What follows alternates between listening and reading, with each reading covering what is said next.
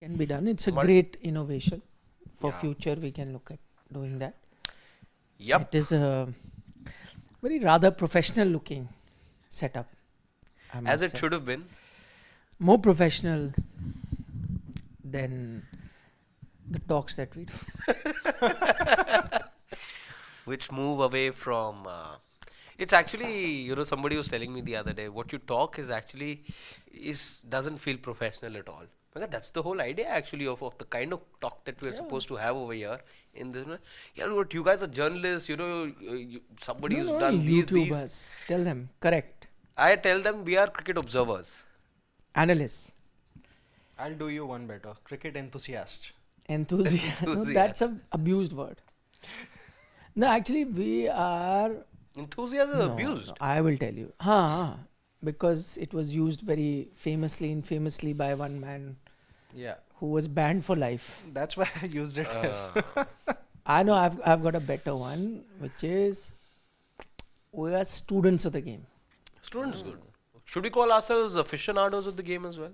Yeah, but aficionados and enthusiasts and Enthusiasts, connoisseurs, same all the branch. same. We do go back to domestic cricket to cover those, upcoming youngsters or the young players. But some of the senior players aren't going back to domestic cricket. They aren't willing to be students as we are, regardless of age. Everyone is a student of the game, whether it is Rohit Sharma, Virat Kohli, Gavaskar. I'll get to that, but before that, Shivam wants me to read the comment of the day. We usually pick up all the interesting comments, and since we were talking about who we are, students of the game, Yashvardhan Singh Raghuvanshi has a very interesting comment, because as always, whenever we start late, today, by the way, who's responsible for us being late? I'll take the blame. Technology. Why do you have to take the blame? No, it's a fact. Why does anyone have to take the Because blame? I was waiting for someone to empty the VO room.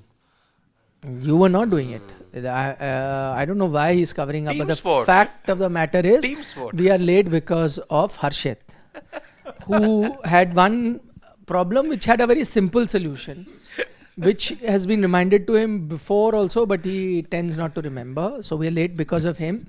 But so whenever we are slightly delayed, the comments are flooding. Our live chat, late today, late as usual, blah, blah, blah. So today I will not usually be come up with answers. Today I will use Yashvardhan Singh Raghuvanshi's comment. He says, nobody is late today. Sports Today team is teaching us how to have patience. Love that comment. It's important to have patience in life. Yes. Like I try and teach my young daughter about, in our time, we had bored time where we didn't know what to do. Like you had to get bored time. Bored. You would get bored. Because if there is no friend to play with, there is no TV to do, there is no mobile to do, there was a time where you just had to sit idle and be bored. And being bored is an amazing thing. It actually teaches you, it increases your creativity. It's a fantastic thing. This generation, this young generation coming up, doesn't know what the idea is of getting bored, because they have everything planned for them through the day. Morning this, classes or sports lessons or this music class. Everything is chalked out. In between time, they will be on the phone or screen time. They have to be kept busy all the time, and parents try and do that. We've forgotten that there should be certain hours in a day where there should be nothing planned for them. You just leave them, let them figure out something. Without friends, without gadget, how to engage with themselves. So similarly, in this new age of technology where we are always doing something, either we are working, we are talking, we are watching TV, or we are on the phone, we are 100% busy all the time. So we are teaching our lovely family, the Sports Today family, to have that time. We have nothing to do. Yeah. Patience. Be there, tune in 6:15, 10 odd minutes, 5 Yeah. minutes at times we can take.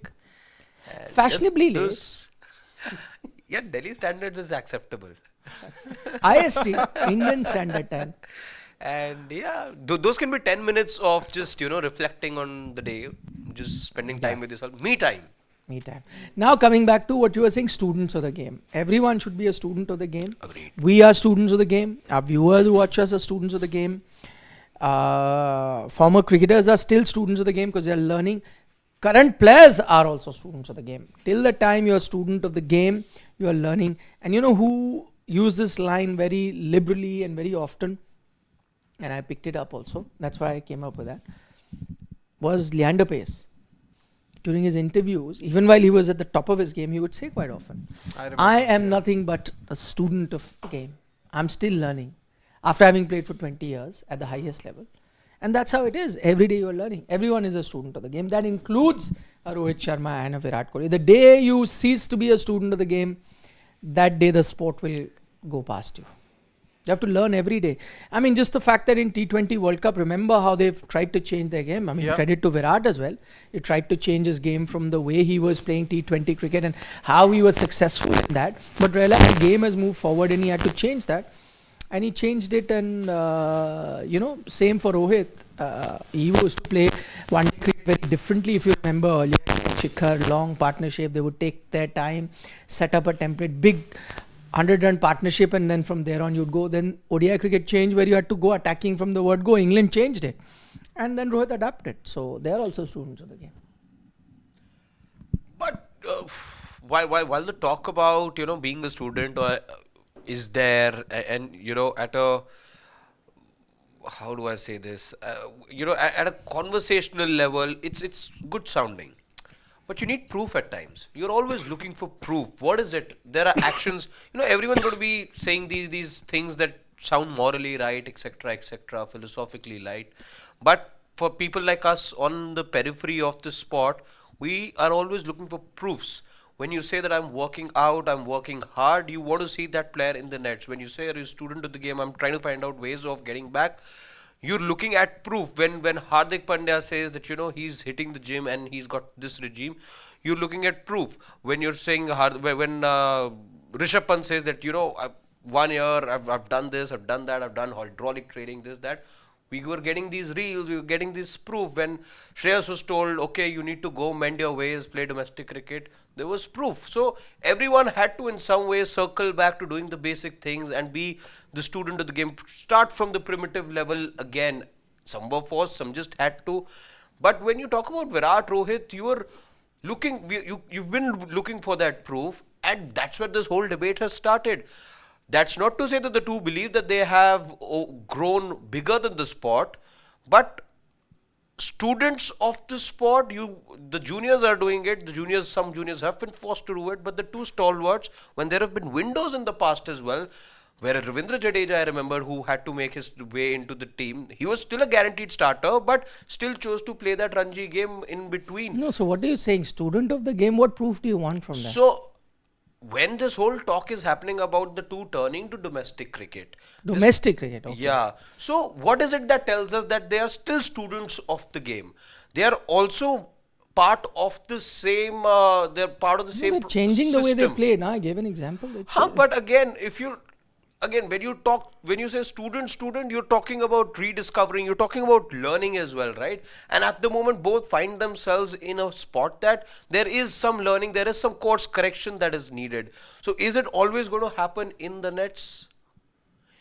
Is there going to be this whole talk? Because it's been said time and time again, the head coaches said it, the BCCI has sent out directives, okay, domestic cricket has to be given priority, But we end up circling around the same thing again and again, because while everyone played Duleep, the two seniors were missing. There is no directive for the two senior players. It's no, simple. but now Gambhir has said, no, there is. Now everyone will have to play domestic cricket. Yeah.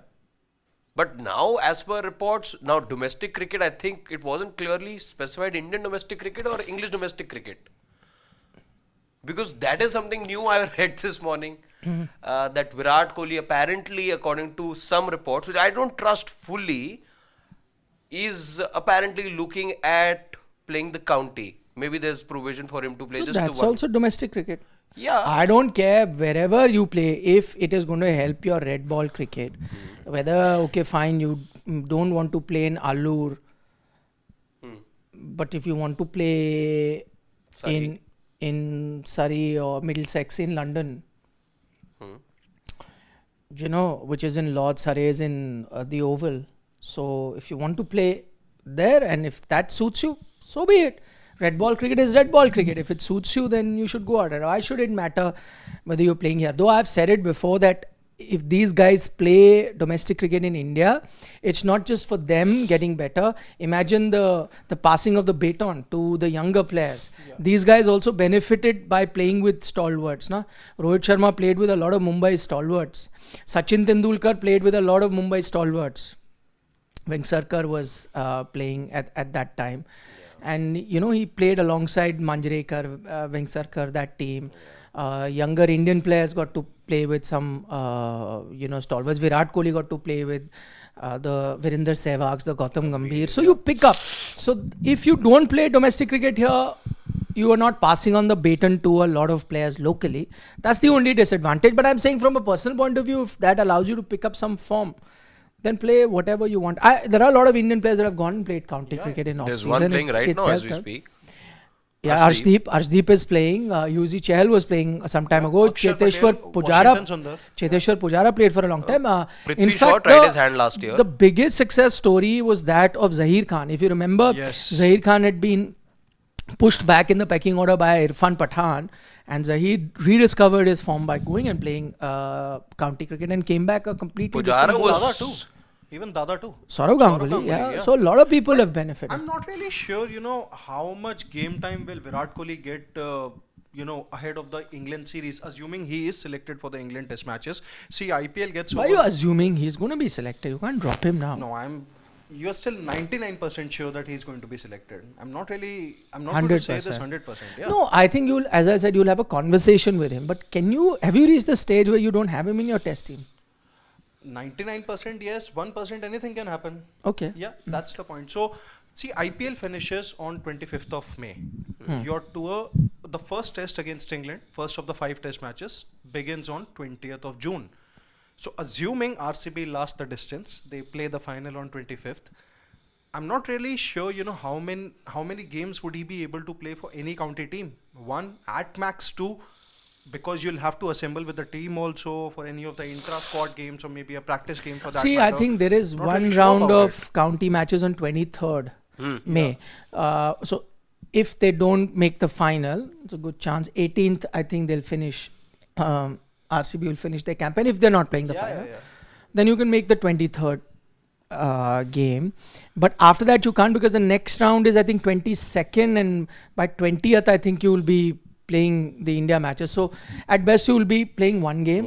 So I mean, whoever's done this story has not looked at the fine print. Absolutely. So there is no possibility of him actually getting a lot of game time. At best, we said, is one game, and that also technically is not possible, because I don't think you can plan that far ahead and just go play one game. And it's not that, counties also are just waiting for you to play. Yeah, you can play club matches, that's another thing, but counties also have to register a player. You are allowed limited overseas players. What level you are playing, all of that also matters. Then you have to make yourself available for a season, because you can only have those many foreign players. So if this story has emerged from somewhere, I don't know where, I don't see the feasibility. But as I've said in the past, you can even play club cricket. Whether you play it in England, India, wherever, Australia, South Africa, all you need to do is play some red ball cricket to get back into form. But that, by the way, we're also talking about how your form and everything, and we're talking about team selection and all of that. We have short-term memories. We'll forget whatever has happened. If you've done well in Champions Trophy in white ball cricket, then all the noise will be drowned, and you will be then looking, and I think, I still feel that both Rohit and Virat will score a lot of runs in white ball cricket, or at least have above average seasons, and then you'll forget. But I hope the players don't, because red ball will bring with it a lot of challenges, very different, exactly what happened here. And you went underprepared. So wherever you play any games, even though the county story doesn't add up, but wherever you play any red game, whether it's KL Rahul, Rohit Sharma, Virat Kohli, all of them play enough of it. That's all I'd hope, for the sake of the Indian team. If they are there, by the way, I don't know. If memory serves me right, back in 2018 when Virat had signed up, I think, with Surrey, but got a neck sprain or something, correct. Never sort of back injury. He even missed the one-off test against Afghanistan. The only one. Yeah. No, he's missed another one in South Africa as well. Yeah. One test. 3 test match series, he missed one test. Yeah. KL captain. South Africa, yeah. KL captain, yeah. In that In his series, had he absence. played all 3 matches, he would have completed his 100 100 test test Ah, matches, yeah. correct. Yeah, Which yeah, happened later in 2021. Dharamshala. Yeah, correct. Yeah, you were. Yeah, But yeah, what else the is happening? sound of, just again, it got my peak because, yeah, Virat playing in counties just was exciting. But yeah, sort of you delve into it. Also, it's not the most credible report out there. But yeah, it's just good because right now he needs game time. But no doubting the fact, as you said earlier, it's actually going to be, it reflects very poorly on us as cricket fans and on us as a cricketing nation. Then if you're willing to forget a 3-zip series defeat in Indian conditions and then what happened in Australia, if you're going to be selecting and again making opinions about and setting the narrative about especially the senior pros based on their ODI form, it's going to send across a very bad message, and I don't think it holds Indian cricket in good stead going forward. I believe what Navjot Singh Sidhu said today, the videos which we've uploaded on social media as well on our social media platforms, and I remember saying this after we lost the series against New Zealand as well, because for me over there the kind of manner in which the batting collapsed, I think that was signs enough for you to be clear in terms of your vision and clearly demark, or it should have been the start of you embarking on this journey of having format specific players. You can only go around, it sounds very good, format, yeah, all format players, three-dimensional players, this and that, but right now if you want the kind of results, you want your batters to last 5 days in a test match. 7 out of the 9 times that India batted, the damning indictment about Indian batting in Australia, 7 times you didn't even cross 200. So this is where your batting is right now. If you want high level batting in tough conditions, you need format specific and you need to reward them accordingly. The whole grading system as is right now, A plus, A, B, C, whatever, you need to figure out a way, maybe come up with different format players and pay according, because the temptation to move towards white ball cricket, yes, eyeballs is one thing, but when you talk about monetary compensation as well, if IPL is giving me 20 crores and you need to make test cricket as lucrative as well, and I don't think Indian cricket is at that level where it can't make it lucrative, and I think Indian cricket does have the deep pockets to be able to compensate players in a way that it doesn't take them away from test cricket. I think that's the need of the hour. That's a different debate. We'll do it some other day. What else is happening? It's a massive debate. I think we've debated that many times before. I don't think that can change. Love for ODI cricket, that it is where it is. I'm saying if you want to, you can. Yeah, but different debate. It'll take us 2 hours to discuss that. Oh, we've been averaging that now for a while. Yeah, but we are looking ahead. We're done with BGT, what they did, it's all in the... we spent copious amount of time discussing BGT and what happened. But the remnants of BGT is still around, because you pick up the papers, again social media also has it. There's Manoj, TIWARY, Gautam Gambhir, that chatter also happening. We know the two of them have rubbed shoulders But with... that's not going to be BGT. Because...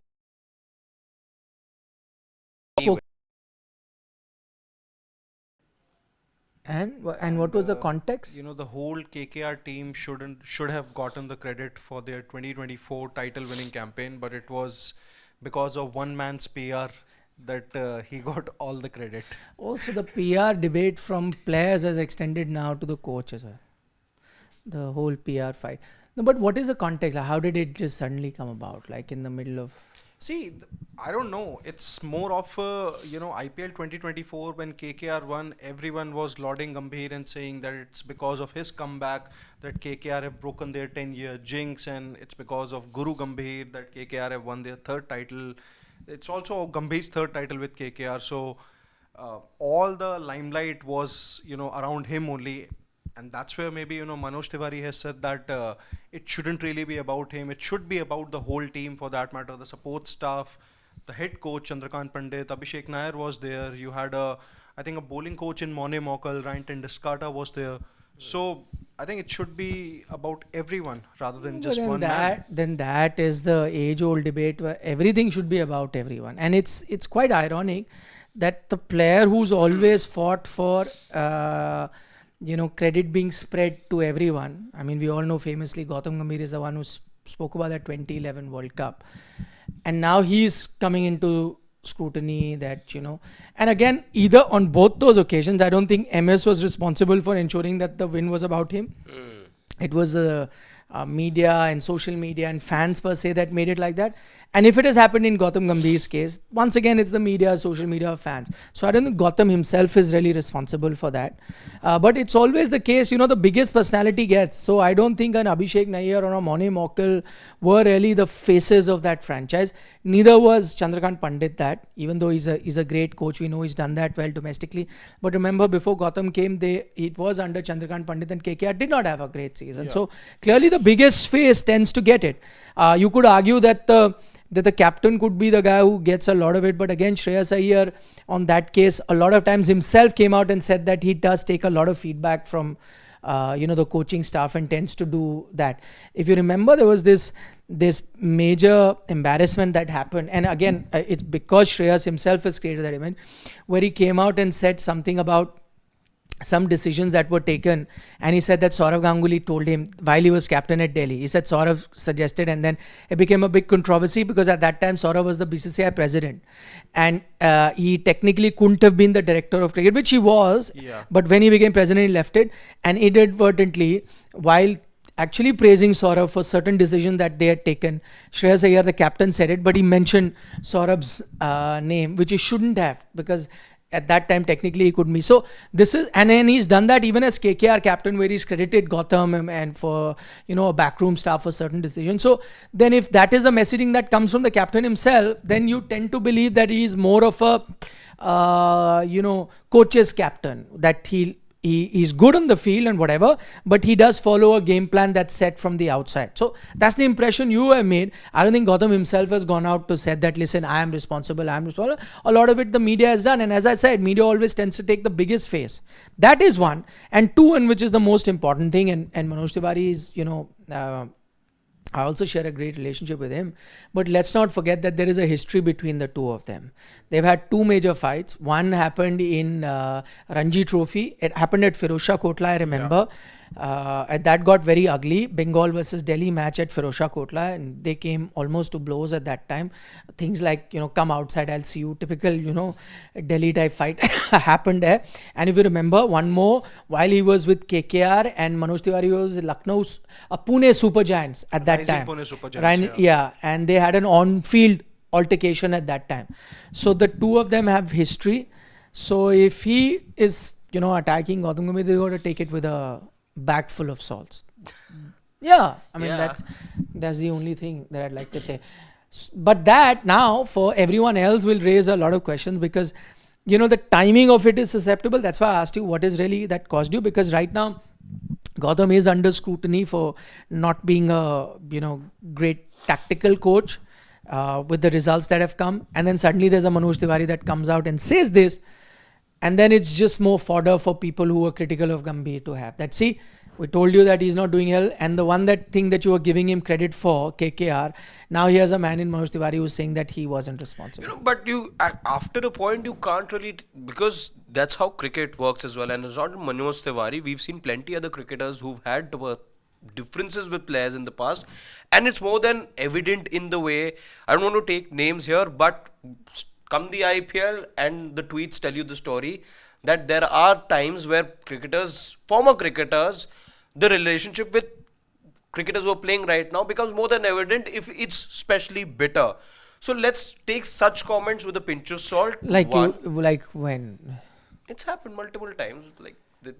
So you're saying they're friends otherwise, but as soon as IPL comes, they're not friends. Some and of them so have IPL had differences, let's say, from the time that one felt. Let's be honest, there is one more thing where it happens, and I'm going to be honest. Irfan Pathan and Hardik Pandya. Yeah. So they had a bit of a run in Baroda. And ever since that, as a commentator, I enjoy Irfan's commentary, by the way. I think he's a good analyst. But in case of Hardik, you can see a clear bias there that he's always going after him. Yeah. And that's the truth. So it happens. I'm saying it happens. At times, such stories are in public domain, and it not always is the case that such differences are in public domain. So that's point number one. Point number two, you can't take away from Gambhir the fact that he really is he really set the stage on fire with his prowess as somebody in the supporting role, because 2 years in succession he took Lucknow as well to the top four, which also is no mean feat. The third year that he moves to another franchise, what does he do? It's the same squad roughly, but what the tactical master, because Chandrakant Pandit was there the year before that as well. While I'm not saying the entire credit is that of Gambhir, but to just make the tactical switch, Chandu sir had done a wonderful job in terms of assembling a good squad. But what does he do? He puts Narayan right up top, and look how it worked like an absolute charm. So At the end of the day, any successful team is a teamwork. So I'm but just there'll always be that one face that will get more credit. yes, so but let's not get petty. So And nobody is saying that KKR won it after 10 years because there was Gambhir. They won it because there was a Chandu sir, but there was also Gambhir also in that setup. There was a Nair as well. There was a Tendis Carter as well. So it was all this thing. Yes, maybe Gambhir got a little more praise, but you look at Chandrakant Pandit, all these interviews that he did it with us as well. I think you interviewed Chandu sir after the IPL. And yes, credit was given to him as well. Did we not introduce him as the latest IPL coach, or somebody who's 100%. won so many Ranji trophies in the past? He had this beautiful run in the Ranji before he was roped in by the KKR. So everyone does give him credit for his coaching ability as well. Yeah. that's why I'm saying a bit of that personal thing comes. And guess who's now put a post in favor of Gautam Gambhir? No prizes for guessing. It has to be from the protege. Harshit Rana. So he says criticizing someone due to personal insecurities is not good. Gautam Bhaiya is someone who thinks more of others than himself. He always backs players when they are down and put them in the limelight when things go our way. He has shown this on multiple occasions. He has a lot of knowledge on how to turn games in your favor. So two things here. One, you'll have to take the comment on face value. And here's someone who was on the inside and now talking. In Manoj Tiwary's case, he's speaking from the outside. Here's someone who was part of that squad and talking, so I will take his insight. Secondly, the other way of looking at it is that he's been the beneficiary of the coach's largesse, which has allowed him to make his India debut. So how can he dare take criticism for the coach? So you can look at it both ways. I would rather choose to look at it from a way that he knows Gambhir well. I think Gambhir must have supported him during his KKR days. By the Obviously way, his India days too. No, by the way, Gautam Gambhir has a history of really supporting youngsters. Huh? Yeah. Navdeep Saini is another one. They were not ready to, Nitish Rana, they weren't ready to pick a lot of these players, and he backed them to the hill. Yes. So he's one of those guys who really backs him. And again, credit to him, as I said, we were praising Rohit Sharma for stepping down. He did that too when he was captain. So if he's harsh on somebody else, he's also that much harsher on himself, and he sets those high standards for himself. He left the season while playing for Delhi midway through. It wasn't happening for him. Exactly. It wasn't happening for him. So I'll trust the words of Harshit Rana more, because he's an insider who's talking about the campaign, and not a comment made from the outside. Yeah, but the backdrop of all of this is, again, it was just a couple of days back, we were all having the PR debate. And again, I'm pretty sure, come this in public light, this will again be looked at, just returning the favor. I'm just waiting for how the KKR camp, and when I say KKR camp, I don't just mean the stakeholders, but those supporting the franchise for that matter, because we all know how things were. And Harshit Rana, everyone thought would be making his debut, doesn't make his debut, ends up making his test debut, and then the IPL retentions happen. So you got to look everything, in a very, very No, you're saying the way. PR campaign is in the story that came out during the test. That was quite supportive of Gautam. Is that what you're talking about? But here as well, I'm saying this could also ignite another PR fight, because he's a direct beneficiary, as we said, Harshit Rana. So do you take his word as well that seriously? But now let's accept it. No, this has become part of cricket.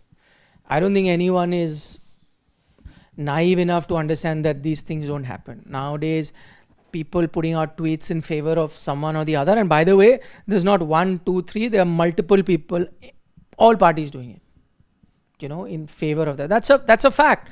There are teams, and I can say that with good authority, for majority of the top level players that have major image management teams that work on this, on social media trends and what is spoken about it, in ensuring that some hashtag starts. One of praising their own player, and two, of criticizing their closest competition. And if you're a top level player who's coming under scrutiny, or a coach, you can't really take yourself out of that. It's become part of life because people have started believing in social media trends so much, and everyone is doing it. So anyone who's blaming the other party of doing it, they must also realize it's also happening from their side. Everyone is doing it. It's the harsh reality. Only place where you get to know hard truths and we say it as it is, it's The dugout. It's on the dugout. No PR activity. If we see something wrong, we say it. If we see something right, we praise it. No PR machinery is working here. Honest to God. And you guys know that. I thought that we would take the name of Shashwat, the only place or maybe the only time when the viewers get to hear those harsh truths is from Shashwat Bhalla. No, I don't know about you, but I always speak the truth. I don't know about you. I don't know about you. Absolutely. Yeah. He's just missing Sashwat. No, which is fine. But I don't think that there is anyone here who comes with an agenda. Absolutely At least I'm not. speaking for Never. myself. But I don't know, maybe Gulati does, so that's why he's saying that.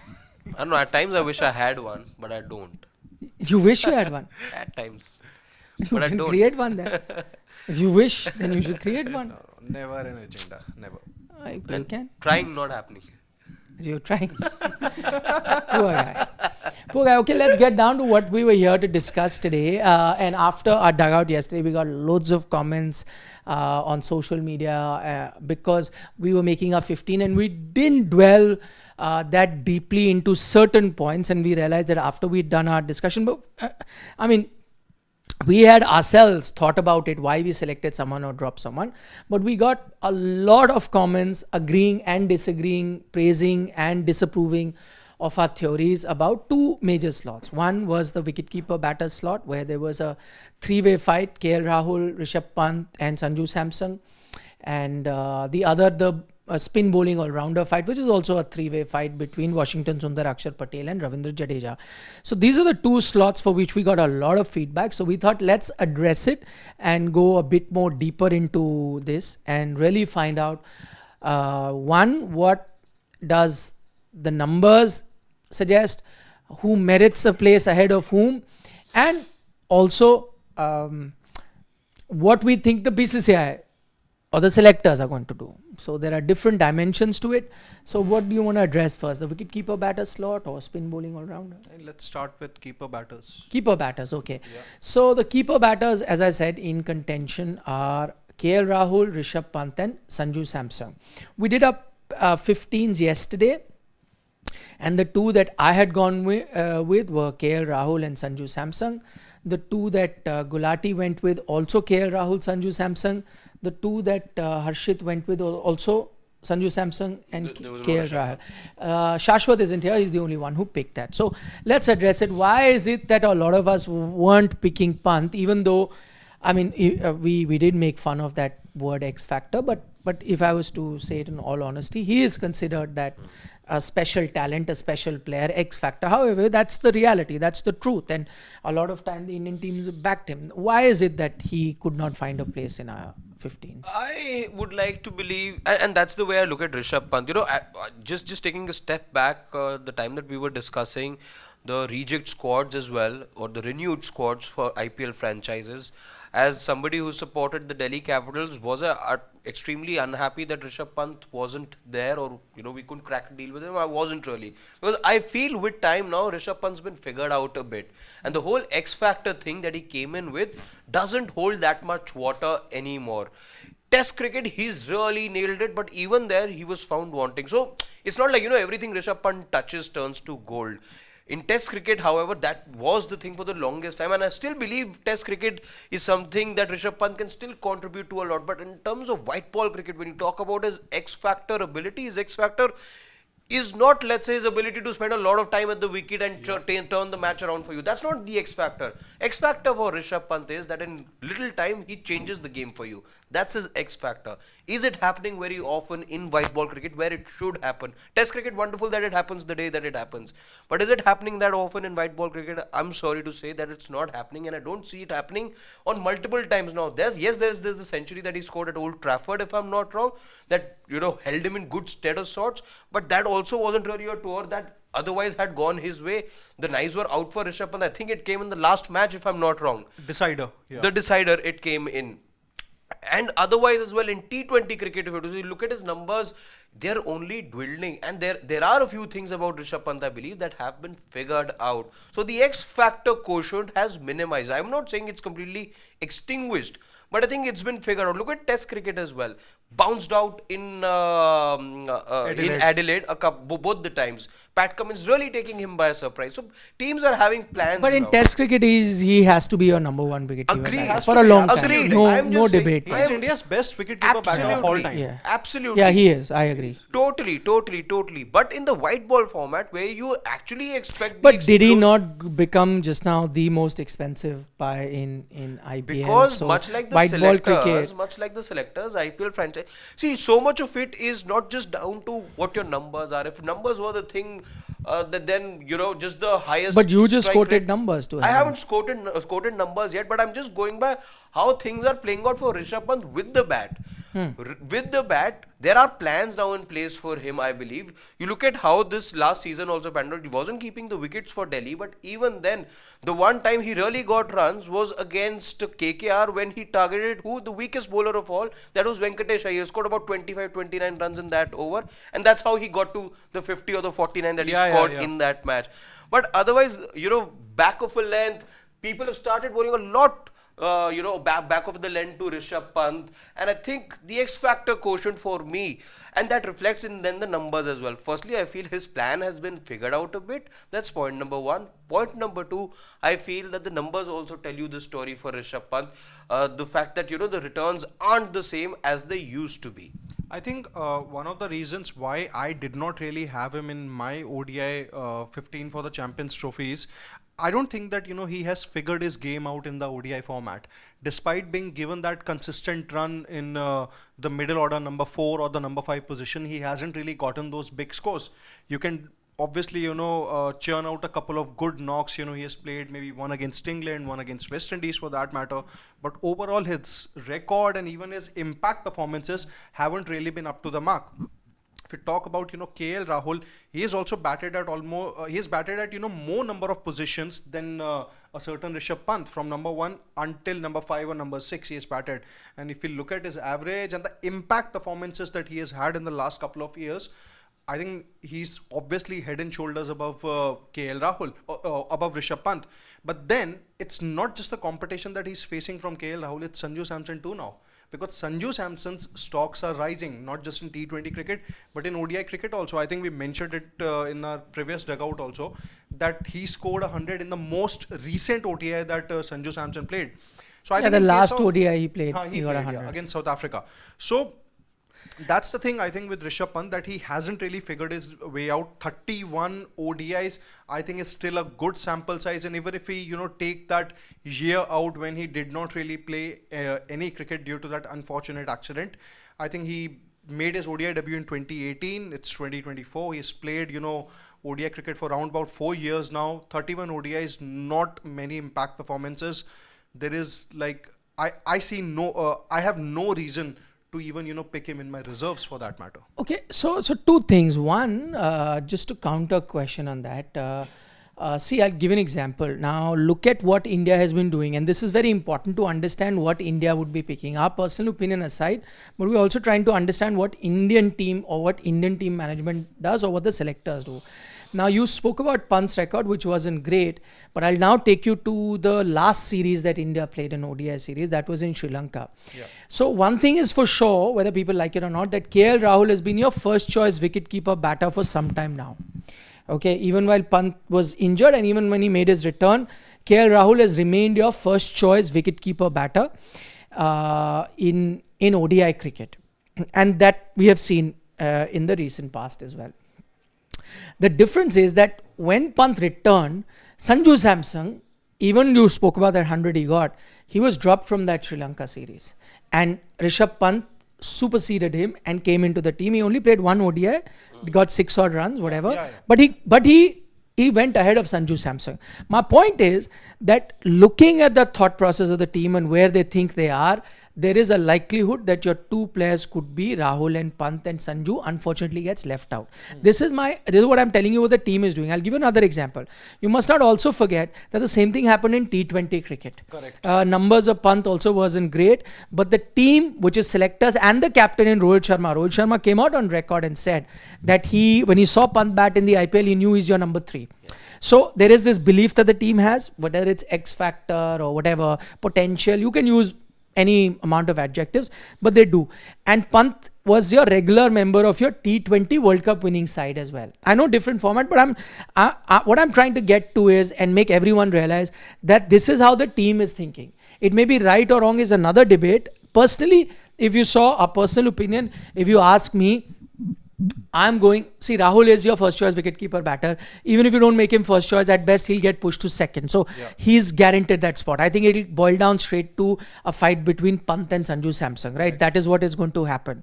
Now, if you look at their recent form as well, Pant played that one game, so I'm not reading much into it. But Sanju in the last 5 games, averaging 45 and strike rate of 91, which is phenomenal.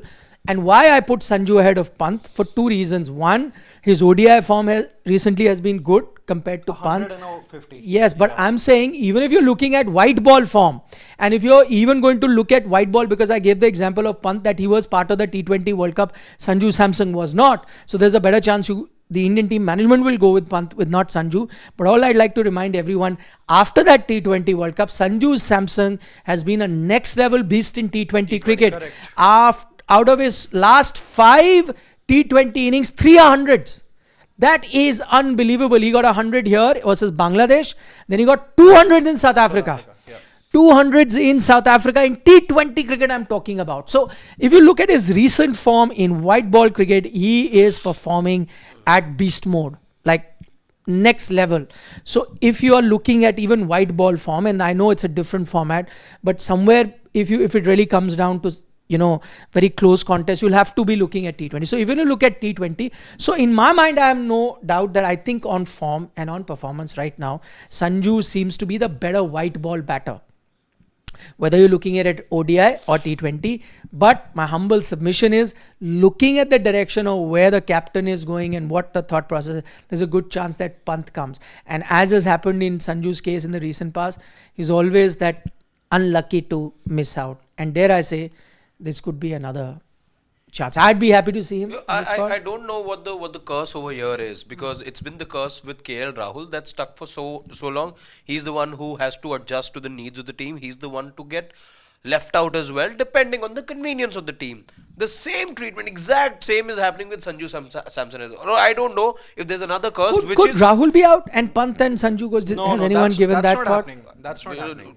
KL Rahul's numbers are I too think good. it will basically boil down to either Rishabh Pant or Sanju Samson. Or as I was saying, I just gave that option. Does anyone think on those lines? No, absolutely. Or is it just being a wicketkeeper batter curse?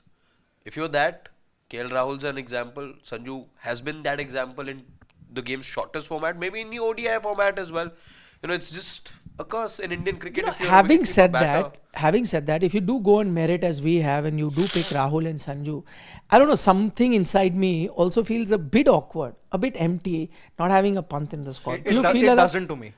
I actually asked myself this question at least 10 times. It doesn't feel that. So you don't feel uncomfortable? Absolutely. As I said, on merit, I have picked Rahul and Sanju. On not just pure numbers, but also performances. I've even looked at T20 and latest performances, the confidence they're giving in other formats, basis that.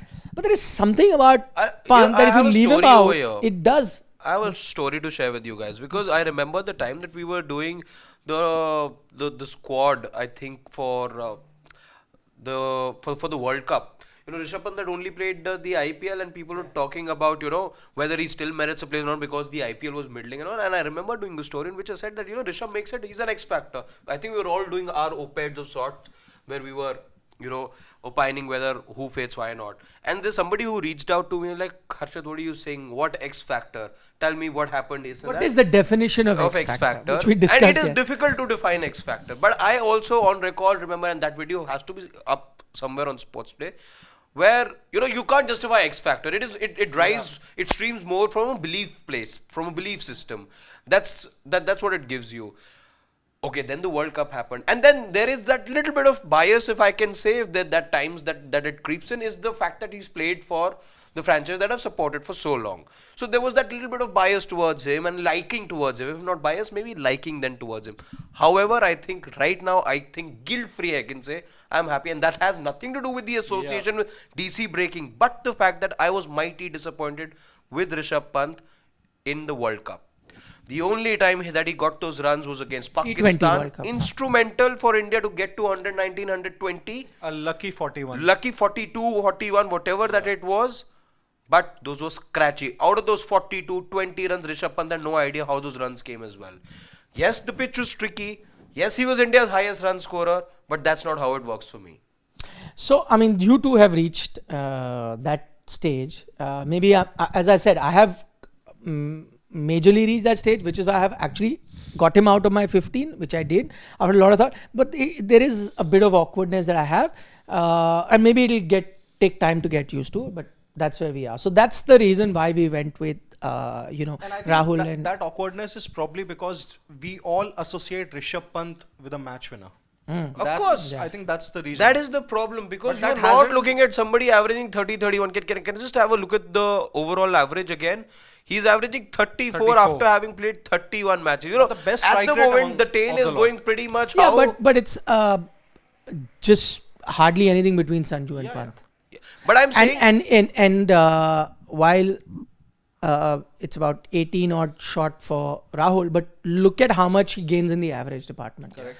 For if Pant, you see, and Sanju with that 57 average and almost the same strike rate is next level performance overall. And let's not forget that people will say that don't look at 16, just look at recent numbers. He's actually started only playing 21, 22 was when he made his ODI debut. So it's not even that these numbers are stretched far away. So it's not that he got some runs in 2016 and we are counting that. It's all just quite... played an ODI against Zimbabwe in 2014, but I think it's a longer rope that he has got. It's been from 2021. And as I said, whatever said, you can't ignore his T20 numbers. Mind-boggling. Can I also, because it's difficult to look past a KL Rahul right now, because now you're playing all your 5 matches. If there are 5 in your kitty, you're playing all of them in Dubai, which can be sluggish at times. Now, if you were to ask if it's down to picking one between KL Rahul and Rishabh Pant also, who on a sluggish wicket are you expecting to bail out India or be that match winner for India? It's KL Rahul. Given the nature of the way, had it been a flat track, the answer could have been different. But see, all of this, by the way, could happen during the ODI series. You could rotate, by the way, the 3 of them, and maybe that might take, though the squad would be announced provisional, you could probably make some changes. I don't see India, picking a different squad for the England ODI series. I have a feeling that you're going to go with 2 keeper batters. Yeah, because the deadline's 12th and you'll have the team. Had there been say about 10 to 15 odd ODIs before the Champions Trophy, things would have been different. different. And what changes? Not like you're playing any matches between that or anything. Yeah. The deadline's there, you play matches, whatever. You don't learn anything by delaying. Okay, the next debate was the bowling all-rounder, and that has been a raging debate. And guess what? Who is under maximum scrutiny at the moment from all corners is Ravi Jadeja. Okay, so when we picked up 15, before we dive into the discussion, who all had Jadeja? I did.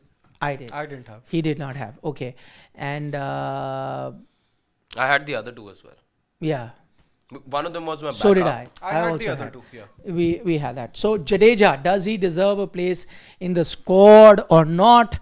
Maybe even the 11. That is a big debate. You guys also let us know in the comments. We're going to be taking them. But right now we'll open this the debate with Siddharth chipping in as to why he doesn't see Jadeja. Why does he think he's over the hill, done, dusted? I think one of the major reasons is his batting. He isn't really the best of the ODI batters that he used to be, let's say in the early 2010s or maybe around the 2015, 2016 time. He isn't really, his hitting ability isn't really up to the mark.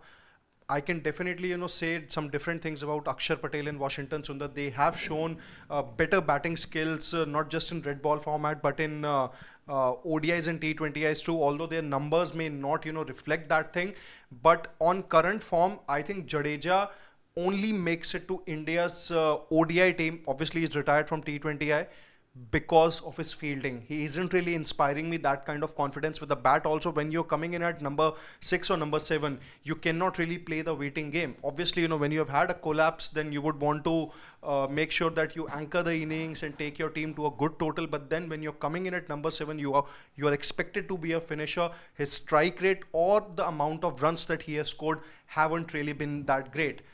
The same can probably be said about Akshar Patel and Washington Sundar also, but then they have shown better ability in case of in comparison to Jadeja for that matter. So just I think for me, I think this is probably the right time for India to invest more in Akshar Patel and Washington Sundar and then see how things really go from there. But Jadeja on current form, I don't think he really makes the cut. Even in the last 2-3 years or so, I cannot really remember any ODI that Jadeja single-handedly won for India. I can definitely remember a partnership that he had with Virat Kohli during the game versus New Zealand in the 2023 ODI World Cup in Dharamshala when India were about 5 down chasing 280 odd. But then that was, I think, the best contribution that he had with the bat in the last maybe a year or year and a half. But apart from that, I don't really see him making to the squad as a finisher. If you want to play him up the order, let's say at number 4 or number 5, then maybe I can think about it because your role completely changes. But if he has to be a finisher, I can't really trust his skills. But my point is, who is pushing him? I think between Akshar, Sundar and Jadeja has been your best batter. Akshar is pushing him? No, you're mixing format. Akshar is doing well in T20 cricket, my friend. I'll give you an example. In their entire ODI career, Washington Sundar has a 0 man of the match, whether with bat or ball. Yeah. Akshar Patel has 1. I think that also against West Indies where he got 60 odd. Correct. Long ago. Correct. Right? Correct. Jadeja with the bat, one partnership you just spoke about in the World Cup. I think just before that in March, Australia were here for a series. He got a 45 not out. He won a man of the match for his batting. Okay. So I am talking about recent thing. He has done better with the bat in ODI cricket. I'm not mixing T20 cricket. I'm just sticking to ODI cricket. Then Akshar Patel and Sundar. Akshar Patel in 60 ODIs averages 20. Yeah. So that's what I said. If Jadeja was getting pushed by a newcomer, like it's happening in the case of Pant, where our guys are really chipping in, then I would say, yeah. Sundar has played 22 ODIs and is averaging 24 with the bat. None of them have done really well. Even with the ball, I think in the World Cup, Jadeja had a fifer. If I'm not mistaken. It was against South Africa. South Eden Africa, Gardens. correct. Yeah. Eden Gardens, right? Yeah. So I can't remember the last time Akshar or Sundar have got a fifer. Sundar never got a fifer, I think, in ODI. So how does a Sundar or an Akshar push Jadeja out?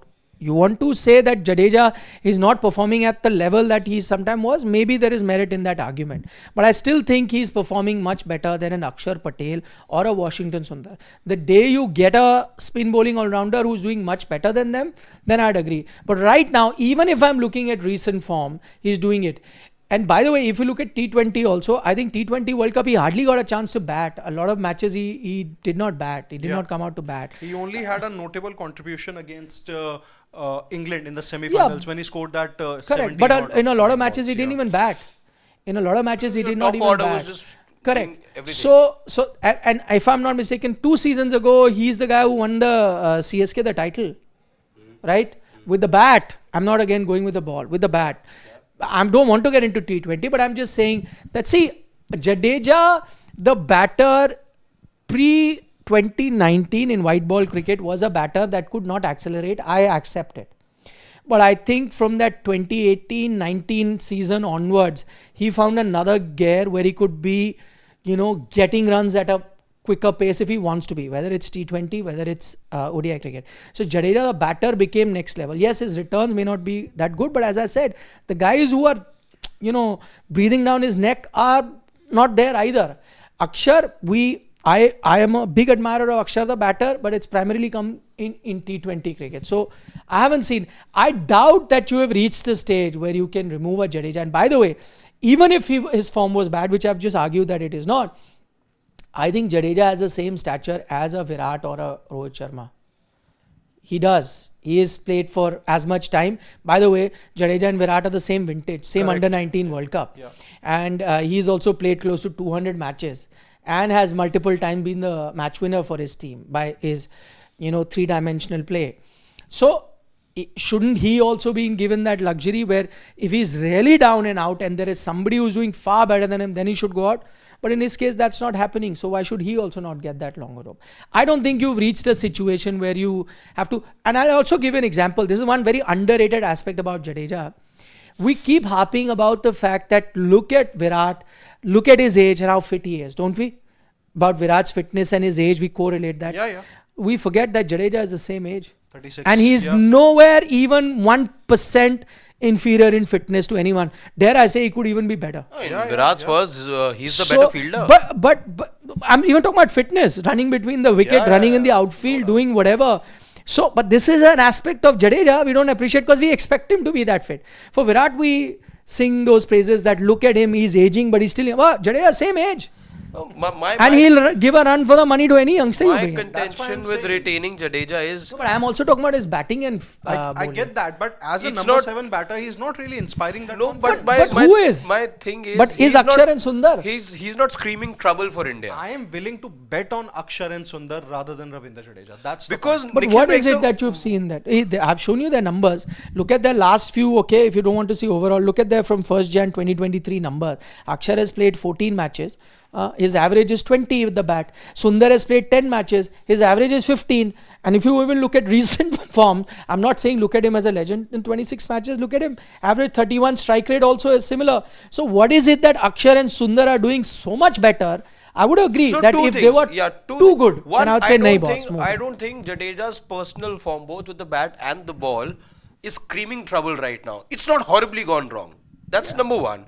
Number two, the other two in the pipeline, good potential, but we've seen as well that they aren't setting the stage on fire so much so that it offsets a Ravindra Jadeja right now. Nothing so material. And by the way, I think Sundar and Akshar comparatively to Jadeja would have seen lesser high profile series. Washington, I'm not getting into where exactly those 10 matches have come because I can't really recall right now, but he would have played, Jadeja and him wouldn't have played the same time. Jadeja would probably have been rested. Or he would have played, let's say, a Sri Lanka, but Jadeja would have then played in England a couple of years back, and it happens in rotation. So I'm just saying the higher profile series and more pressure situations Jadeja would still have been in, and not Washington Sundar in comparison. I also see this team valuing Jadeja for his experience, by the way. I don't see this team wanting to let go of that experience in the middle order. I'm going to go a long way back though. And why you talk about experience for Virat and Rohit? Now you say that experience is needed in big tournaments. Why not for Jadeja? It was the same man. I'm going a long time back, but it tells you about the mettle of the batter in Ravindra Jadeja. If there was one hope back in 2017 and then in 2019 as well, it was Ravindra Jadeja for you in those crucial Champions Trophy matches and then in the World Cup as well. When Mahendra Singh Dhoni was going slow, it was Ravindra Jadeja who was keeping you in the match as well. So he does know how to change gears. Yes, I know at times his returns with the bat have been in question. He's fallen susceptible at times to the ball outside the off stump where he's just prodded at it. But otherwise, I don't see there being a huge problem per se. He will continue to give you those handy knocks. In the longest format as well, it tells you a lot about his ability to be a sponge and soak in the pressure. Look what happened in Chennai. Did he not stitch that partnership with Jadeja and get you that win against Bangladesh? He can do that in 50 as well. Akshar Sundar aren't doing anything in those matches when Jadeja is not playing. Okay, it's not like you see back-to-back hundreds like a Sanju scored in the game's shortest format. So nothing like that has happened that offsets a Jadeja. Yeah. Okay. True. Maybe I'm mixing formats. I'm not going to deny that because Akshar and... Yeah, Akshar and Sundar, maybe, they have shown more confidence in the other two formats. And maybe I'm mixing the formats here, but I think I would like to stick to that thing only that's because, fine, that's fine. just by the looks of it also, I just, get a feeling that Akshar and Sundar are inspiring more confidence. That's the point. Okay, let's take the comments from our viewers, and sometimes they show us a very different perspective, which we really appreciate. Rakesh Bhushan here says, Sidhu has said that be patient with stalwarts. A few other ex-players have also echoed the same sentiment. Do we tend to go overboard because we only have viewing experience and not played at the highest level? He's saying that sometimes do we get impatient with the players and players are more. But can I be honest? There are also a lot of players that have played at the highest level who've said that move on. So no, but his point was that players tend to say that be patient. Whereas it's mostly the fans and journalists who sometimes say, no, move on from one player. They are in a hurry and players are not. No, Rakesh, I don't agree with that actually. Because there are lots of players, I can take out enough players who've also said that you need to move on, that it's time to move on. And they've also played at the highest level. It's just a difference of opinion. He cited the Sidhu only, he cites the example of a Virender Sehwag who had this conversation in the back room. Once he got those specs on and all that, the timing wasn't there, the reflexes had slowed down, so he realized, given the retirement. He also talked about this one other batter he was talking about. He's talking about Kapil Paji as well. He realized it's not happening. He was going through a bad phase. Saw him reading the Hanuman Chalisa as well. That's how bad a state he's seen the Indian dressing room at times be in. But he realized, and then he had that thing in mind that he will make a comeback. He made that comeback, and we all know that comeback was driven by that record that he wanted to break. But at times, yes, as Sunnyji says, maybe this is something that goes missing, I think, in today's breed of players. That as he's so often quoted, you leave when there are people saying why and not why not. No, but his question is, do players, former players? He said, so that's what. So Virender Sehwag, he said, Sehwag knew, so trust these guys to know as well, and both according to him no, still have that's not true. No, by the way, that also I don't buy. Majority of players don't know. So you can't trust players. Let's be honest. So he is saying that he expects Virat and Rohit to be those. Yeah, that way, so then you allow everyone to decide. No, that cannot happen. I think conversations need to happen. We mentioned it many times that a lot of players were told, and most of them outlived their sell-by date. They had to be told. It's not their problem. It probably would have happened with you and I also if we were at that level. We would have found it very tough because, see, that's what makes a top-level player, because you always believe in your abilities and you think you can come back. But at some point, somebody has to take that call and be fair to everyone and say, no, got to move on. And I think players, again, answering what Rakesh has said, I think there are enough players that have said also move on from them. So it's not so much that players look at it differently. I think it's a question of individual opinion. It can vary from people to people. Mayank Gupta says, today if I'm an opposition batsman and I see Jadeja bowling, my eyes would light up and I would tonk him. Average batter, a test legend, but overall in white ball crickets. But to be honest, again, do you see Akshar Patel and Washington Sundar as better white ball bowlers? If your eyes are lighting up with Jadeja, if you are a batter of that ability, then I'm sure your eyes are doubly lighting up looking at a Washington Sundar. And so let's be honest, man. Let's call a spade a spade. I'm reminded of Heinrich Klaassen. At least, I never thought that those sixes that hit in Barbados. Scary. I never thought that Jadeja is overrated in ODIs. I just feel that his time is up. Yeah, exactly. That can be a valued. But if you're a batter and your eyes are lighting up against Jadeja, then you are a next level batter. Because then I think 8 out of 10 spinners in world cricket, you'll hammer him. If Mayank is that sort of a batter, who if he sees, I'm not saying Mayank is like that, but I'm understanding his point, that if he is that level of a batter, or if there is any batter who sees Jadeja and thinks, wow, now party time, then he's a Virender Sehwag level batter who sees a spinner and says, come on, party is on. Mincemeat. Or you are a Sidhu or whatever. No. Number 4 is KL Rahul. It's Shreyas Iyer. Or Shreyas. Number 5 is KL Rahul. Whatever. We'll take the next one. His name is I hate Dahi Balla. And he's targeted our man here. Ah. I love the name, but not the I comment. feel like having it today. I haven't had it in a while now, but my Not, throat is no, also not yeah, good. Not in that's this not weather. exactly what I was going to Yeah, say. yeah. And this is mostly to be eaten during daytime. Yeah, absolutely. So, yeah. not now. Yeah, any which ways I won't have it. Unless I'm in a marriage. In a marriage. Okay, he says show is incomplete without few goof ups from our man. That's a bit mean. Recent example: no demons in Sydney pitch. Yeah, he did say that. Even though the pitch continued to be really bad throughout. In fact, a lot of people have rated it. No, ICC Average. rated as satisfactory. Yeah, but satisfactory means But just while about. the other were rated very The good. second level of ICC ratings. But a lot of former players have, and it's not just Gavaskar. I was reading a few other comments where they've really said it was a poor pitch, including Australian players. Samsung plays in top order. Okay, don't be too harsh. But It's he's okay. watching us very closely, which is something very good. Huh. He's made notes. ठीक है. Everyone, makes mistakes. It's okay. We improve with time. Yeah. Be patient with him. Rakesh Bhushan is saying, when we say Mumbai players playing in BKC club, trust me, it's better than Kotla, having visited both the venue. Delhi with worse cricketing infrastructure in the reason for players not coming up to that stable of NCR. Let me tell you something, Rakesh Bhushan. I have been to BKC multiple times. I've been to Kotla. I've been lucky enough to play at the Kotla as well. I don't see the facilities at Kotla that bad. Yeah, facilities for fans to sit and all, that is a different debate. But playing facilities in terms of the pitch that are available, the quality of bowlers that you get isn't bad. By the way, if you're in Delhi NCR, there are so many good places. May I point out, I know of so many IPL players during off season, not even from Delhi NCR, are in Delhi NCR practicing because of the practice pitches that you, and I'm not talking about Kotla. There are about more than 100 grounds here where good practice facilities, good bowlers you get to bowl. There are bowling machines, sidearm specialists, everything you get here. So I know of a lot of players from nearby states also that come and practice here.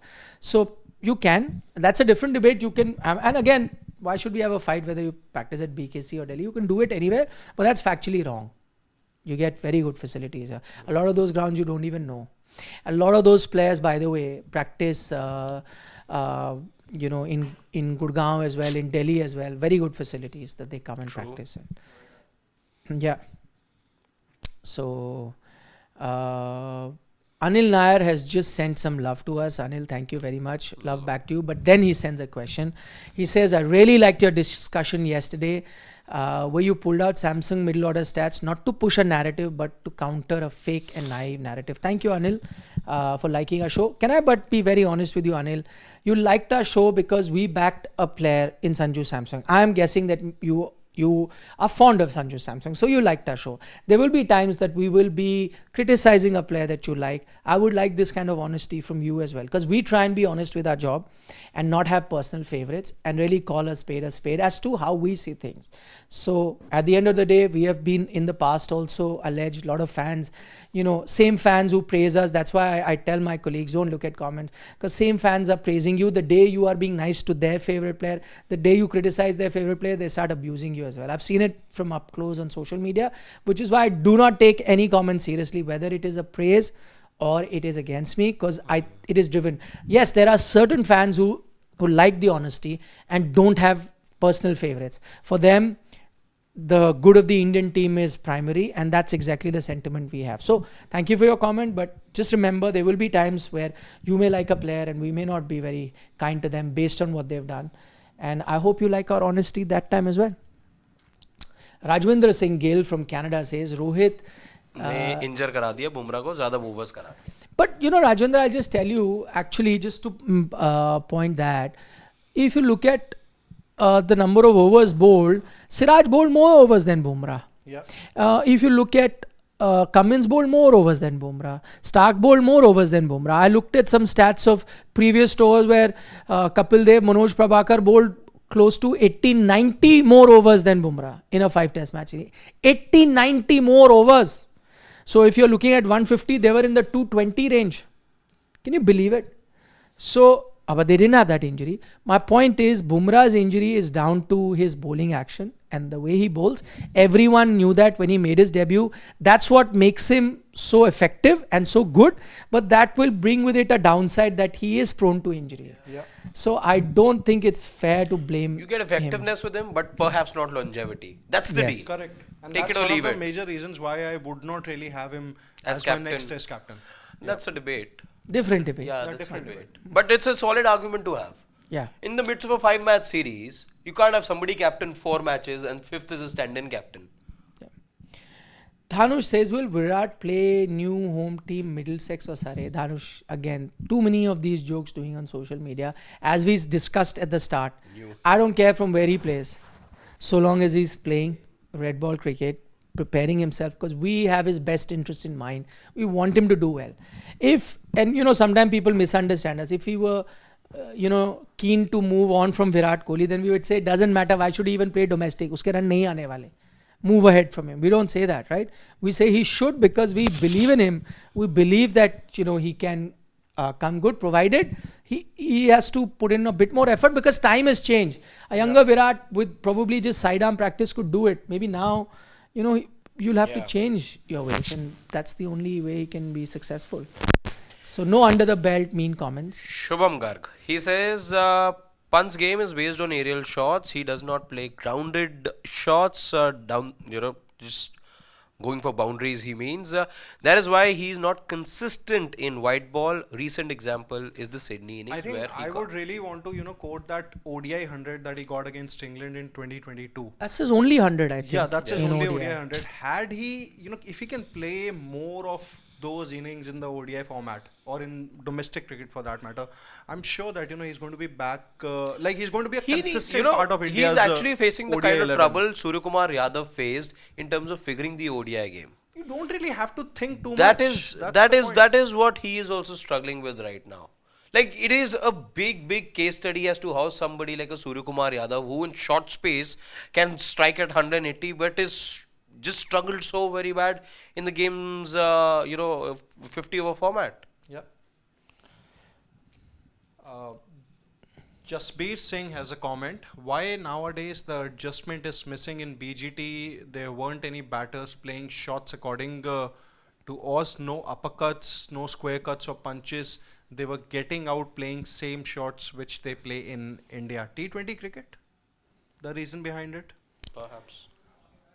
Yeah, I mean, At How difficult is it to, let's say, play they those grounded shots were consistently? down on it's- confidence for them it's- to be going on these drives, I felt as well. You had such a horrible series here in India where spin wasn't making sense to you.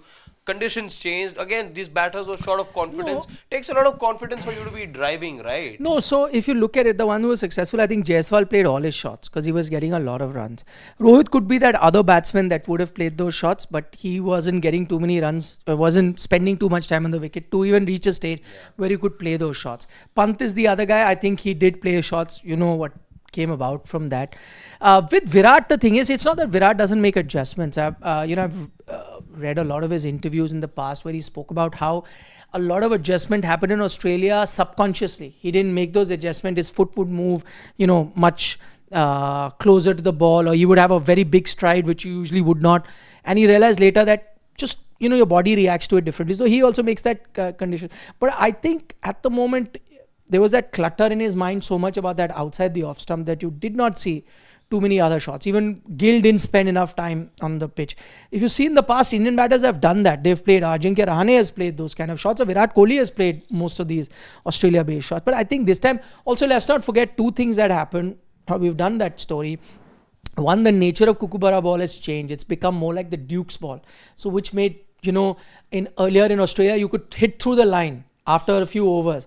That stopped happening, and the ball was being, was doing something even beyond 20, 30 overs. Earlier, Kookaburra ball used to be dead and buried, and then you played all your horizontal bat shots. That stopped. Nature of pitches also changed. When did you see a green pitch like this in Sydney? Even the Perth pitch wasn't easy to bat on, and so on and so forth. So I think all of those reasons also made it very tough to play these shots. The numbers tell you the story. If the batting average in Australia since 2020, and that's the time that the new ball was adopted, It's dropped from 45 to 35. That's a big downfall. And you're talking about all batters, not Australian only. You're talking about all batters then. Okay, Shubham Garg says Jadeja has hit 46 boundaries, 26 innings versus Akshar 48 in 19 innings in last 3 years. Jadeja has hit 7 sixes versus 19 by Akshar. You need hitting ability at number 7, but we looked at the strike rate. There's not much of a change. So, Yeah. I can't corroborate those numbers. Those only been sent on the chat, so I don't know. But we looked at strike rate, even recent strike rate, and there was no difference. So, Shubham, I don't know. How does it make a difference? I think let's just go up. There's one more question that was left.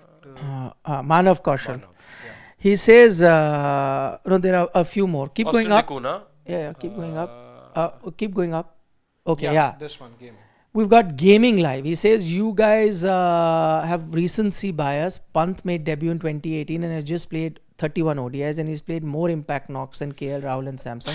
Pant last year, 3 years average 44, strike rate of 114. KL Rahul, let alone played many impactful knocks in the 2023 ODI World Cup. Let's just, keep the final out of discussion. The Asia Cup as well prior to that. Exactly, the 100 against Pakistan. Yes, that gets forgotten very conveniently. True. Austin D. Kuna has a comment. Pant since 2021, 497 runs at 42 with the 108 strike rate in 13 innings, 550 plus scores. Impact of 78 versus England, 125 versus England in both series deciders. India won 85 in South Africa 2022. He's picked out Pant's crucial contributions. We nowhere said that Pant doesn't have the ability or he's not played these knocks. But at the moment, we see it differently. You got a different view from me, Nikhil and me. You got a different view from Gulati who has him in the team. No, even you don't have him in the team. But yeah, there is somebody. If Shashwat's not around, he still believes in Pant, and I think these instances you pointed out. Gaming Live, was it? Who's that? Yeah. So good. Okay, Manav Kaushal has a comment. I like watching. So what? Just 1 second. What matches was he talking about? The boundary count or no, the Rishabh Pant matches? The Rishabh Pant match. He's talking about 2021.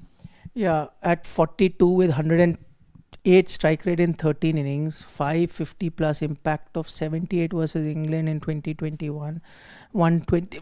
Yeah, so there's only 100 that he's got in so many And matches. a couple of 50s. Yeah.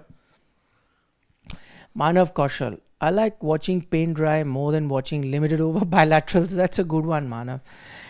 Test plus ICC tournament plus 6-month club season is the way to go. I think, Manav, you may have hit the nail on the head. I think that's the future. I think that's exactly where it's going to be heading at. You're right.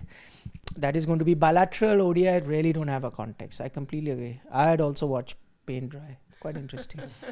I love the smell as well. Fresh paint. I used to, not anymore. With your condition. Yeah, exactly. Shubham Garg. Jadeja has hit 46 boundaries in 20. Acha, we've taken this. that. Okay. Yes, Abhishek Sharma. Abhishek. Nikhil sir, one question. Where you said earlier that Rohit should retire, but Virat retiring call should be later. Is it because you also like the hyped player Rohit average much better than Virat in test? No, sir. Because I think Virat is a far more accomplished test player, and that's a fact. And I think, when you're taking a final call, also there is a couple of years gap between the two of them. And you're going to take a final call, I would want, to have a slightly more longer row for Virat. I don't think I'm the only one who believes like that. There are many who've had the same opinion. That's why. It's got nothing to do with my personal liking or disliking. If you've been watching, if you're a regular watcher of Sports Today, you would know that, right? We've been critical of both. We've been appreciative of both. Let's be honest, Virat's contributions, he's close to 10,000 runs in test cricket. Yeah. Rohit Sharma is not close to that. Their age might be the same, but there's still a 2-year gap over there. That's number one. Number two, they're different batters who have a very different stature in test cricket. In the team they may, but when you look at individuals, different galaxy altogether Virat Kohli is in. Yeah. Why we say is at least Sarfraz and Abhimanyu should play county. That's the only thing they can play because they're not getting a chance to play anything else. But even if they play there, even if they score runs, they're still going to be sitting out. And also you will feel that, they're not ready to play in Australia. Yeah, so poor guys. They can play wherever they want. Okay. Jasbir Singh says, please check my other super chat that got missed of Sachin. He sent a super chat on Sachin. Can you find that what Jasbir has said? No, this one, no. No. There's the one more. pink Thank you, one. Jasbir. Sorry, we did miss that one. It was such a nice, bright pink color that we missed it. He says, Nikhil bhai, why Sachin looks visually so good to see playing? Is it because of height? Sachin used to play his shots according to country. He played uppercut over slips, back foot punch and square cut in Australia, scope and sweeps in New Zealand. Good, very good question, Jasbir, and I'd love to answer that question. I think he looked good because he was one technically more correct. You're comparing him with Virat, is he, or is he just saying Sachin in general? I think in general. Because technically, I think he is probably the most complete batter there is. And I used to argue this in the past. Many people thought Rahul Dravid was technically very good, and I argued no. He was nowhere close to Sachin. Rahul Dravid was as effective as Sachin in Test cricket. That I'll agree. Rahul Dravid had a great defense in Test cricket, probably even better than Sachin. That also I'll agree. But technique is another matter altogether. There were a lot of discrepancies I would see with Rahul, which is like totally something that when you're growing up you advise, like his bat coming from third man, it was first slip where your bat should come with. So why did Sachin look good? Because he ticked all boxes, back lift perfect, first second slip, his stance not too open chested, side on, perfectly side on, the balance perfect, the balance between his leg perfect, not too wide, not too close, perfect, like that. Secondly, and this is the most important bit, he was a top hand player. This is what you were taught as a young kid. Your front hand guides the bat. The lower hand is just for support. Just for support. What has happened with the advent of white ball cricket, more and more players are becoming bottom handed players. They use the bottom hand where the top hand just becomes support. That is working well for them. I'm not disagreeing. And it's, I think, the changing times where you're becoming. But he was copybook. Sachin was copybook. And he was we started the discussion with student of the game, that there was no better student of the game. Here's a guy who kept thinking about his game day in and day out, even when he was the number one batter in the world. He just wanted to improve. Like the recent story you guys would have heard about, his bat swing changing because of his elbow guard. And a waiter pointed that out to him. But he knew that because he himself had been thinking about it. So that's exactly, he was a guy who could fix people's bat. So if you hear stories of cricketers, they'd go to his room because he had every little kit in his room to fix bats, the balance. Because he was what you call a true cricket nut. Not just that, just understand, he knew everything about bowling, the art of bowling. He could teach spin bowling to a off spinner, to a leg spinner. He could teach swing bowling to a medium pacer, how to bring the ball in, how to reverse swing. Like there could be no facet of the game that he did not study and implement it. He was, as I said, he was born to play cricket. Two things. People forget he's got 200 ODI wickets. He's got more fifers than Shane Warne. Yeah. But I'm not even getting into stats. I'm saying his eye for cricket. I often tell you, there was, I give an example. That's what I'm saying. He was just cricket. I don't think there could be a purer student of the game than Sachin. I give an example. We were in Sri Lanka. And while the team was practicing, we were on the sideline, and there was we were just playing cricket, and I was batting, and there's another colleague of mine, not colleague of mine, but a fellow journalist, and he was bowling left arm spin, and he was just bowling, and I was just knocking. We were on the sideline, beyond the boundary rope, time, the nets are happening, and he was bowling left arm spin, and Sachin was walking, and he saw that journalist bowl left arm spin, and he stopped, and he kept looking at him bowling. And he came up and he asked, have you played cricket? And as it happened, that journalist was, he didn't play first class cricket, but he was from the sports hostel in Lucknow, from where Suresh Raina is. And he was a cricket player who played for club multiple seasons. So what I'm saying is that here is a guy who's played some level of cricket. And all it took Sachin was to see 2 deliveries and understand that here is a guy who's played decent level cricket. That's what he was to cricket. That's how sharp he was. That's how many things he could observe. Here's a guy who could read bowlers from their hand and actually read which side is the shiny side, which side the thing, which is going to be swinging it in, taking it out, next level. 2 visuals that I just can't get over when you talk about the master class of Sachin Tendulkar. One, COVID times when Yuvraj Singh challenges him. Yeah. He on a blindfold was not a part of that challenge. He puts on a blindfold and does it on the edge of the bat. Now, come on, now, how do you do that? Try getting your head around, tapping the ball or on the edge of it. That's number one. Number two, on another video of his, you can guess where it's coming from. But just a couple of years back, I think he was vacationing somewhere in Kashmir, and Yes, yes. he was middling the ball with the grip, with the handle of the bat. He held the bat upside down, and he was able to drive the ball with the handle of the bat. Now, how do you do that? Yeah, You can't beat that. He is actually a freak. It's not, I mean, you cannot have another person like that. That's why I said he was just made to play cricket, and that's why he looked so good. He was as perfect as it can come to batting. And this is what I'm saying recently. Just talking about Sachin There it is. Tendulkar's career, that he had, when he started his career as a youngster, he was being compared with a Martin Crowe or a Steve Waugh, right? He started becoming better. They faded. He remained. Started getting compared with a Brian Lara. Brian is better or he's better. Brian Lara also faded. Ricky Ponting came, started getting compared by Ricky Ponting. Ricky Ponting also faded. Jacques Callis is even. So people came, people went. He was the benchmark. He was the guy against whom you would always compare the greatest. Yeah. Eternal. Yeah. And this is where he doesn't even touch the bat. Yeah. He's just, as I said, there will be never another Sachin. Gift to No humanity. one like him. Yeah, I will say that. And just to let everyone know, you may behave like fanboys. I was an active journalist even when Sachin was playing for majority of his career, and there had been times where I've even done critical reports. So just to let you know that when we are critical, doesn't mean that you dislike someone. There's any personal bias or this or that or whatever. There's nothing like that, right? You just see something and you call it. Thank you so much, SB, for your question. It was a lovely question. Took me back. It's so nostalgic. Yeah, many. It's left us all in nostalgia right now. Yeah, Sachu. we can do a dugout on Sachin. Yeah, Sachin versus Virat or something. So let's spin that. Since you highlighted how many views we have, let's take it to 1 million.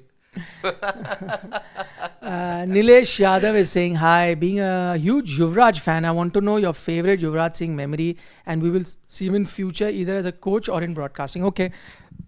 I did a live chat with him on Instagram during Corona, and he did mention that he would love to coach, and he explained in that chat, it'll still be on my Instagram, you can go check it out, where he explained why he wants to do coaching and why he will be a different coach.